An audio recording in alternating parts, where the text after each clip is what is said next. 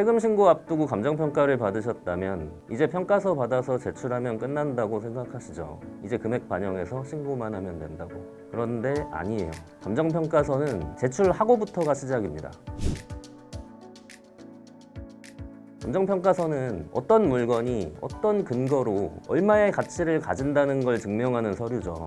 그런데 세무서든 감사기관이든 감정평가서 있다고 무조건 그 가격을 그대로 받아들이지는 않습니다. 물론 세무서나 국세청이 개인이 제출한 감정평가서를 어느 정도로 검토하는지는 케이스마다 다를 수 있어요. 당연히 다르겠죠. 모든 건을 전부 검토할 수는 없으니까. 그런데 혹시라도 검토 대상이 되었을 때는 문제가 생기면 안 됩니다. 큰일 나요. 만에 하나 여기서 방어 못하고 감정평가액이 시가로 인정되지 못해버리면 시가 재산정에서 다 추징당하고, 당연히 이런 식으로 내게 되면 원래 처음부터 제대로 해서 냈었을 만큼만 내고 끝날까요? 그렇지 않습니다. 그러면 검토 대상이 돼도 문제가 없으려면 어떻게 하나요? 가격을 높게 쓰면 될까요?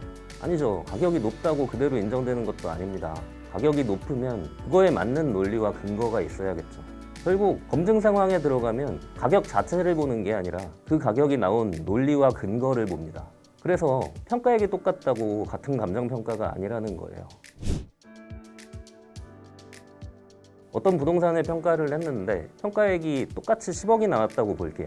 그런데 그 가격이 나오는 논리와 구조가 완전히 똑같을 가능성은 거의 없거든요. 대한민국에서 감정평가서를 가장 많이 받는 회사 중에 하나가 은행인데요. 감정평가서 들어온다고 절대로 그대로 다 인정 안 하거든요.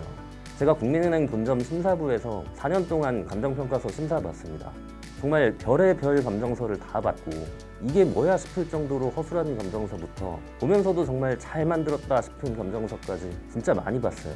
내가 감정서를 만들 때는 내 감정서만 보잖아요.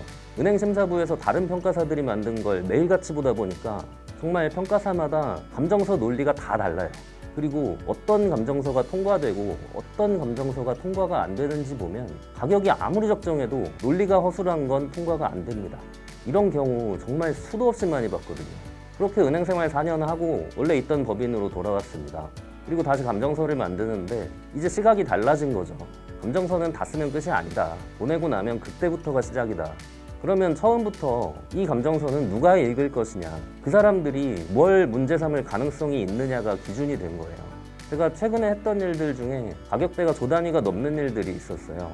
이런 프로젝트 감정서 보내고 나면 검증 상황이 무조건 오거든요. 감정서 보내고 그대로 끝나는 경우는 없습니다. 웬만하면 전화 정도로도 안 끝나고 서면 제출이나 회의 참석해서 질의응답하고 전부 검증받아요. 그런데 이런 데서 감정서 논리에 작은 빈틈이라도 있으면 집중적으로 검증 들어옵니다. 그런데 그러다가 만에 하나 진짜 방어를 못하면 정말 안 되거든요. 어떤 건은 구체적으로 이야기하기는 어렵지만 감정서 보낸 지 반년 정도 지난 건인데요. 갑자기 감사 과정에서 뭐 좀 물어보겠다고 이메일로 질의서를 보냈다고 하더라고요. 그래서 답변서 보내고 다시 2차 질의, 3차 질의, 4차 질의서까지 와서 전부 답변했어요.